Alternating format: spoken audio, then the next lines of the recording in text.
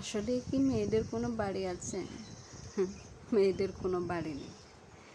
তাই আমি বলি মেয়েদের কিছু একটা করা উচিত। হ্যাঁ, মেয়েদের কিছু একটা করা উচিত। এটা অবশ্য বলা সহজ, কিন্তু মেয়েদের ক্ষেত্রে কিছু করতে গেলে করা খুবই কঠিন।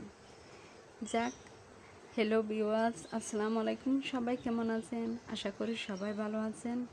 আমি তো আলহামদুলিল্লাহ ভালো আছি। দেখুন, সাফওয়ান মহা খুশি। কেন খুশি জানেন? ওর নানার বাড়ি যাচ্ছে। ওই যে একটু আগে বললাম না, মেয়েদের কোনো বাড়ি নেই। আমি আমার শ্বশুর বাড়ি থেকে আমার বাবার বাড়ি যাচ্ছিলাম আমার আব্বু আম্মুর সাথে দেখা করতে। তো ওই ভিডিওটাই আপনাদের সাথে আজকে শেয়ার করব। চলুন পুরো ভিডিওটাই দেখবেন। হয়তো পুরাটাই আমি তুলে ধরতে পারবো না, আশা করি এই ভিডিওতে কিছুটা শেয়ার করব, পরবর্তীতে আরেকটা ভিডিও নিয়ে আসব।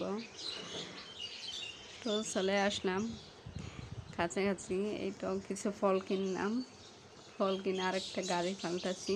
গাড়ি পাল্টানো এত জ্যাম, মানে আমি আরও ঈদের পরদিন বের হয়েছি, তো মানে এত জ্যাম।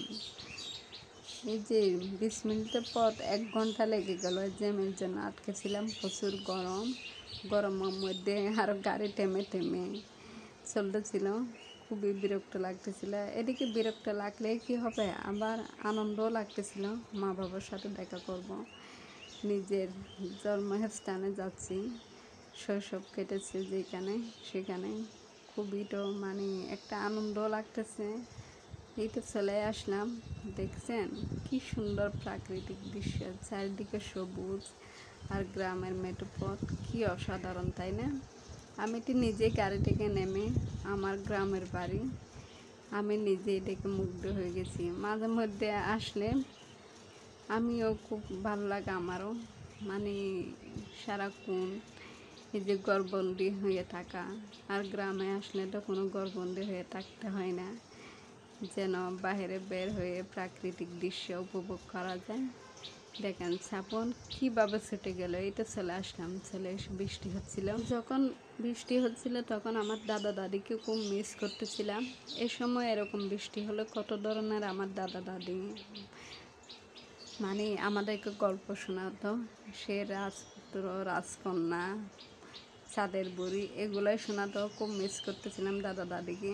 এটা দেখুন, এটা আমার বোনের ছেলে, আমার চাচাতো বোনের ছেলেরা,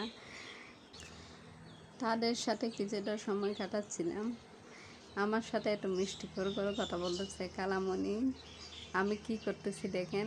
এ আমাকে নাকি জাদু দেখাচ্ছে, আর এ বলতেছে বাইক নিয়ে নাকি আমাকে ঘুরতে নিয়ে যাবে। তো সবাই ভালো থাকবেন। এতটুকু ভিডিও, আবার পরবর্তী ভিডিও দেখার জন্য সবাইকে আমন্ত্রণ রইল। সবাই ভালো থাকবেন।